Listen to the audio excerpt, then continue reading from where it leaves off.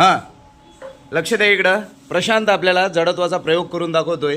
पाहूया तो कसा करून दाखवतोय. आपल्याला कसं जडत्व म्हणजे नेमकं काय हे आपल्याला त्याच्या प्रयोगातून शिकायचं आहे. चला. नमस्कार, माझे नाव प्रशांत सुरेश गायकवाड. आज मी तुम्हाला जडत्व हा प्रयोग करून दाखवणार आहे. त्याचे साहित्य आपल्याला एक काचेचं भांड, एक पुठ्ठा आणि एक कॉईन लागणार आहे. तर आपण आज जडत्वाचा प्रयोग करून पाहणार आहोत. सर्वप्रथम या काचेच्या भांड्यावर आपण एक पुठ्ठा ठेवायचा आहे आणि नंतर त्याच्यावर कॉईन ठेवायचा आहे.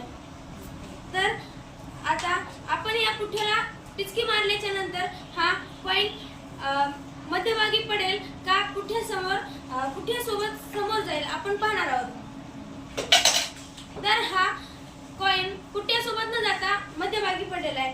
याला जडत्व असे म्हणतात. जडत्वाचे 3 प्रकार आहेत: विराम अवस्थेतील जडत्व, गतिमान अवस्थेतील जडत्व आणि दिशेचे जडत्व.